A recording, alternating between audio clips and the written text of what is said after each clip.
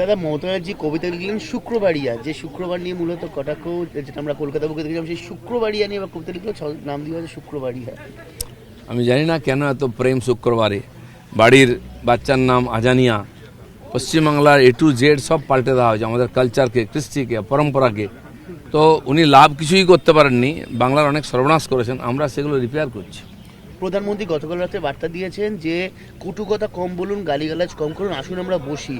প্রধানমন্ত্রী এতবার আবেদন করছেন, তাও সত্ত্বেও এদের তরফে গালিগালাজ। ঠিক আছে, যারা গালিগালাজ দিয়েছে কিছু অর্বাচীন, তাদেরকে একটা শক্তি আছে, চিরদিন এই ধরনের সরল সিধা মানুষগুলোকে নাচিয়ে নিজের কার্যসিদ্ধি করার চেষ্টা করে। মহিলাদেরকে সামনে নিয়ে যায়, শ্রমিকদের নিয়ে যায়, যারা ইনোসেন্ট। এবং এই টিনেজার বাচ্চারা যারা কলেজে পড়ে করে, একটুখানি মিডিয়ায়, সোশ্যাল মিডিয়ায় ভাইরাল হওয়ার জন্য কি বলছে ভুলে গেছে। তাদের পরিবারের লোকেদেরও এরকম আছে। এই যদি জেনজি হয়, এই যদি ভারতের ভবিষ্যৎ হয়, তো কোন দিকে যাবে? কিন্তু আমরা এই পোকাকে উপড়ে ফেলব। আজকে দেখুন যারা করেছিল তারা কীভাবে কেঁদে কেঁদে ক্ষমা চাইছে, মানে তারা ভুলটা বুঝতে পেরেছে।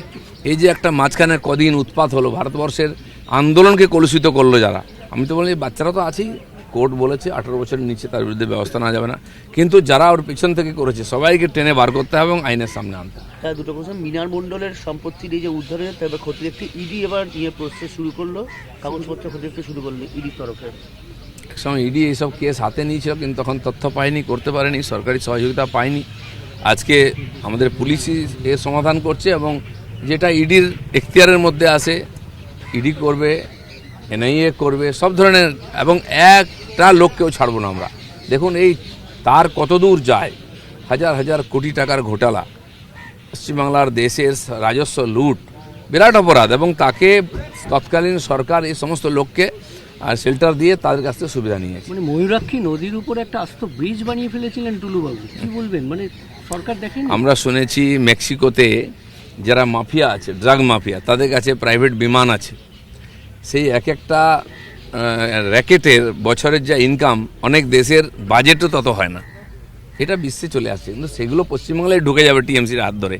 এটা আমরা কল্পনা করতে পারিনি। মাটির তলে কত কি হয়েছে, বেরোচ্ছে, এখন সব বার হবে। দাদা, লাস্ট পর্যন্ত রাজ্যে পালাবদলের পর দেখা যাচ্ছে একাধিক পুরসভায় কোনো কাউন্সিলর আসছে না, চেয়ারপারসন আসছে না। 15টা পুরসভায় এক্সিকিউটিভ মানে ইসি নিয়োগ করলো রাজ্য। পুরসভাগুলোকে বেহাল করে যেখানে দিয়ে পুরসভা অচল হয়ে গেছে, কাউন্সিলর থাক বা না থাক, টিএমসি অন্তপক্ষে এরকম 10-20টা পুরসভা কর্পোরেশনে অবজারভার বসিয়ে দিয়েছিল অ্যাডমিনিস্ট্রেটর। দুর্গাপুরে, হাওড়ায় কর্পোরেশন 8 বছর হয়ে গেছে, 10 বছর ইলেকশনই হয় না। তো বাকিগুলো তো তারা নিজেরাই অচল করেছে, কিন্তু সরকার তো চুপ করে বসে থাকবে না। যেমন পঞ্চায়েতে আমরা আইন পরিবর্তন করেছি এই অচল অবস্থা কাটাবার জন্য, ঠিক মিউনিসিপ্যালিটিতেও অবজারভার বসিয়ে সেখানকার অ্যাডমিনিস্ট্রেটিভ কাজ চলবে।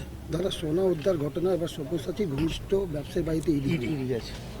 দেখুন এই সমস্ত ব্যবসায়ীরা পেছন থেকে এরাই সমস্ত ব্যাক করছিল এই নেতাদেরকে, লুটের ধন, যক্ষের ধনের মতো আটকে রেখেছে।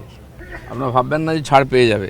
পুলিশের একটা ক্যাপাসিটি আছে, পুলিশকে অনেক কাজ করতে, আইন শৃঙ্খলা ঠিক করতে হচ্ছে, এদের জন্য আলাদা করে আবার তদন্তের জন্য সময় দিতে হচ্ছে। কিন্তু সব চলছে একসঙ্গে। আরও রিক্রুটমেন্ট হবে, ম্যান পাওয়ার বাড়বে, তখন দেখবেন তদন্তও গতি পাবে।